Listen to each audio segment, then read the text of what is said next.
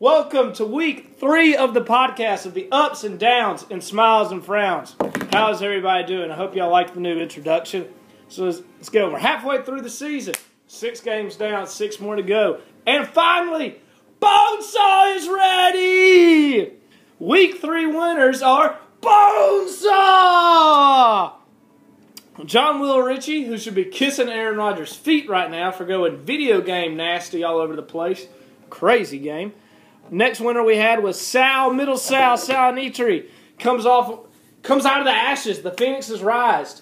The name changes. He's now the Atlanta Braves. Our next winner we had was Brooke Bonnie. She keeps the streak going at 5-1. Gene Chizik, but we'll get to that later. Jacob, I guess Wes Welker got you. I don't know what really happened.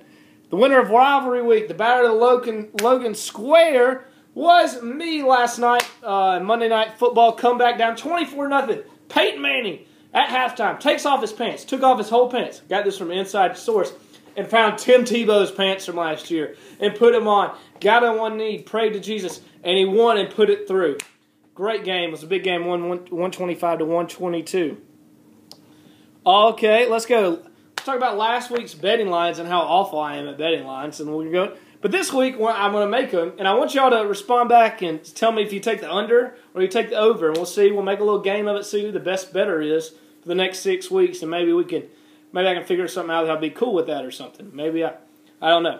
So last week I won with Brooke at -8. She beat Jacob by a lot more than that, and I lost extremely bad on John Mark. Had him at -29. He got killed because Bonesaw was ready. I lost on John Will at -19. He still won. Gave him too much of an option. That was a pretty good game. And I lost really bad on Grace -6. Steven just came out of the ashes. He arose. He's a Phoenix. Steven just rose up. It was great. It was good. This week's game, we got myself versus Grace Langout and Mrs. Tebow. I have Peyton on bye week, so I'll be relying on Josh Freeman.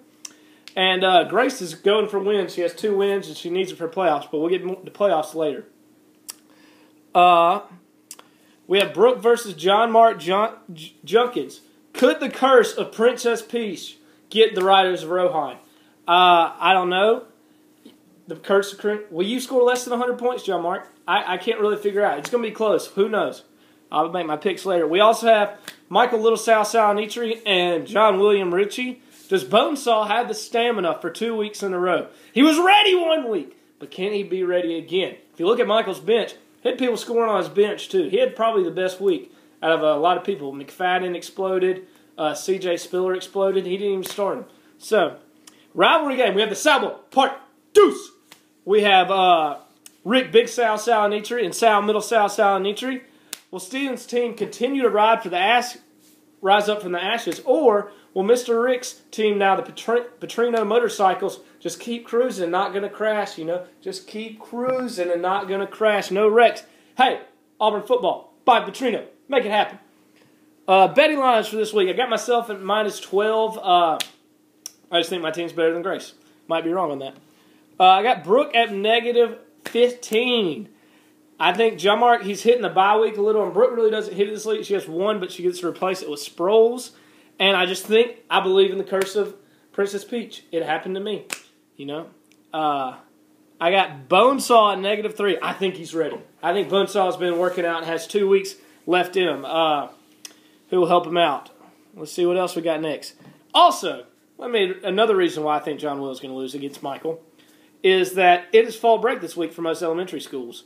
So John Will's Oracle person that I think runs his team is probably on fall break. And I think he's going to be riding the little spinny cups at Disney World. He's going to be like, screw you, John Will. I like the spinny cups. And he's going to be singing It's a Small World and all this stuff. So I believe that Bonesaw will be ready for round 2. I got Nick at -10 solely because Auburn plays Vandy, and I think they're going to lose. And Jacob is like Gene Chizik, so I think he's going to lose. That's what I have at that. For the Sal Ball Part 2. This one, it's pretty hard for me. Sal, he's starting Romo, and DeMarco Murray is hurt, and McCoy's on a bye. But however, I believe in the Phoenix. I think he's going to rise. I think he's going to come up. Playoffs, if they were today, since it's 6 weeks, just a little example. Playoffs, if they were today, Brooke and John Mark would be at the 1 and 2 seeds. The winner of their game this week would establish which one would be at 1 or 2. I would be at the number 3 seed. The number 4 and 5 would be between Nick and John Will. They haven't played yet, but they'll figure that out. And there's a 2-way tie right now between Mr. Rick and Steven that will be decided this week. That's why the Sal Bowl Part 2 is so much more important. So we'll be keeping up to date on that. The loser bracket would be Rick versus the loser of Mr. Rick and Steven's game versus Michael. So that's a potential Sal Bowl in the loser bracket, which I'm pretty excited about. And also we'd have Jacob Gene Chizik versus Grace in the losers, if that happened today. Jacob has done all his engineering stuff, and he has made this algorithm of how to figure out, maybe like how stuff will work out if the end of the season now. He plugged in this algorithm. Call it the JCS, the Jacob Cook system. Sort of like the BCS, but better. We're not getting replaced by a playoff. So it's the JCS, the Jacob Cook system. It deals with a ton of stuff that really goes with everybody's winning percentage, points scored, points done. The only thing it doesn't really deal with is people on bye week couldn't really figure that out, but I don't understand it all. So it does it by percentages of wins. Right now, I'm just going to go in the top order. The first place it predicts is going to be me at number 1, barely over John Mark at number 2. Number 3 will be John Will. Number 4 will be Nick. Number 5 will be Brooke. So they think Brooke will go from 2 to 5. They don't know the curse of Princess Peach. And then it'll be Steven at 6. Grace just losing out at 7. Jacob at 8. Number 9 will be Mr. Rick. And number 10 will be Michael. This will get updated each week, and we'll plug it in and see how it works out. This is the JCS. It's a new thing. Podcast is getting a big deal. Y'all really just don't understand. It's becoming a very big deal. Now, back to the podcast. I hope everyone's doing well, by the way. I've heard that other people out of the league have been listening to this, and I encourage that. Get them subscribed. We're going to have an interview Thursday. We're going to make this thing big. We're going to do it the best that we can for you and only for you. All right, let's get back to where I was. Sorry, I got my notes. And the next part we have is, my theory of the week. I've been talking about this, the Princess Peach theory. This is what I think. Brooke is like putting a spell on everybody's players, sort of like Princess Peach. She's putting spells on players to make them fall in love with her, like Mario falls in love with Princess Peach. She's putting these spells on them. And that's how she's winning. She's putting these spells on our players and telling them to perform bad. Well, you know what? Brooke, that means you're going through 9 guys a week. You big hussy. Big skank. I can smell it from here. You big hussy. So, that is my theory of the week, the Princess Peach theory with Brooke. Awards. Everybody's favorite awards. They're also known as the Jacob Cook Awards because he keeps winning awards. I try to find ways to not let him win it, but he still wins it. So, let's get to the first award, the Kobe Bryant Award. Kobe Bryant Award goes to the person who wins by the most in fantasy. This week, the person who won by the most was Michael Salnitri. Bonesaw was ready! Michael raped John Mark Junkins by 41 points. This rape came out of nowhere. It was like Buster Douglas knocking out Tyson. It was punt, Bama punt. It was Magic Johnson having AIDS. It came out of nowhere because he was ready. Bonesaw. So Michael Salnitri, congratulations. You win the Kobe Bryant Award. Woo! Next award we have is the Gene Chizik Award. This goes out to the people that have the same record as Auburn University. Those 2 people this week are Michael Salnitri, because Bonesaw was ready, and Jacob Cook. They both have a record of 1 to 5. Congratulations, you win the Gene Chizik Award. The next award is the 2012 Auburn Tiger Award. I did a little research this week when I was figuring out about the Gene Chizik Award, and when it comes to Jacob Cook has the exact same record as Auburn University. His one win came on week 2 of NFL, which is week 3 of college, the same weekend that Auburn beat La Monroe. So Jacob basically his team is exactly like Auburn football. They're in it. So congratulations, Jacob. You win the Auburn Tiger 2012 Award. That's why I'm picking you to lose this week and the next week, because Auburn plays Vandy and Texas A&M. I believe they'll win against New Mexico State. So congratulations, Jacob. You're the Auburn Tiger 2012 award winner. The Billie Jean King Award goes out to Jacob. That's 3 in a row, boy. Congratulations. Jacob lost to Brooke, as we know. The Princess Peach Theory, it happened to him. He lost. He was projected to beat her by 30 points, and he still couldn't beat her. Sad day. Next award goes the Tim Tebow Award. It goes to Nick Ginn. I've never felt as bad in my whole life cheering for my team to win against someone else's team to lose in front of them than last night against Nick Ginn. It was like cheering for your kid to destroy your best friend's kid in like Little League soccer or baseball like that. You're just like, kill him, honey! Get him! Get him! And yeah, it's your next door neighbor. It's pretty funny. The Les Miles Award goes to Brooke Bonnie. Brooke, she doesn't know what she's doing. She likes to check. She goes, I just like to look at the points. Vincent Davis. I like him. He plays for the Jets. Vernon Davis, San Francisco 49ers. She doesn't know what she's doing. Just like Les Miles. He doesn't know what he's doing. He's eating grass. He's the Mad Hatter. Brooke, congratulations. You won the Les Miles Award.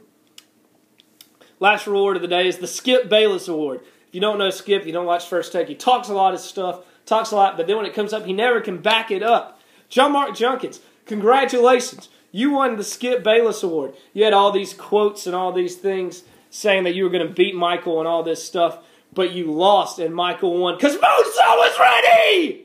He was ready! So congratulations, John Mark. You won the Skip Bayless Award. First annual ever. Congratulations, Skip Bayless! All right, and to talk about those quotes, let's look at the quotes from John Mark Junkins. I have them here on my phone. Wait 1 second. Quotes from John Mark. I didn't include Michael because there's no hope for him regardless, even though he'll probably beat me this week. Well, you had that right a little bit, John Mark. Congratulations. Also, I'm just trying to liven up this threads. It's gotten kind of done, so I appreciate your participation.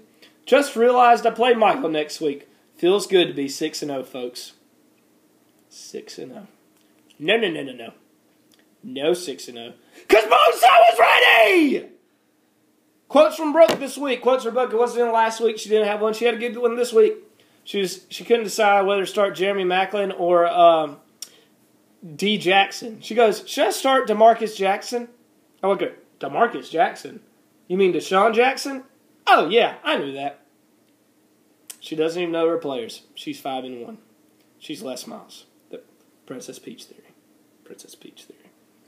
Auburn news. Auburn basketball is about to get going. That's pretty exciting. Shaq Johnson, the #1 dunker in the nation. They had the #3 recruiting class in the SEC for basketball.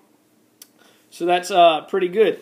Kyle has the flu right now, so I don't think he'll be playing. He has a bad shoulder. And I was like, I never heard about this bad shoulder until he got benched. I wish I would have said that, but I just said I never heard about the bad shoulder. But he's still benched. The Texas A&M game will be at 6 o'clock on ESPNU. For those people that can't be at the game, ESPNU, you might need it for that day. I think they do free trials and stuff. John Will, you still stink because you're not at Auburn. In other news, everybody's talking about firing my boy Chizik that I said after week 2. And you know who everyone's talking about? Bobby Petrino. Let's go. Guns blazing. Bobby Petrino. All right, we're at the end of our part. Let's go with the prayer request. Prayer request is for all you guys. Love y'all, everybody that's listening. For our football team, because just damn. That's all I got to say about our football team.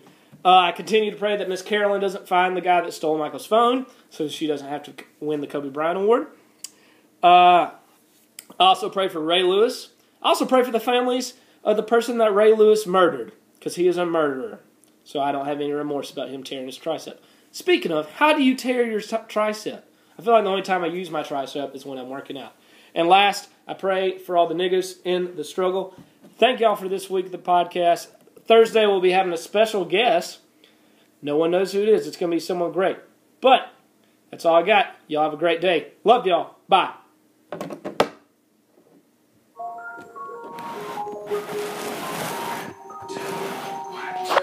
Yeah, it's from national, like the ground from the mountain, I struck the down, like a million elephants.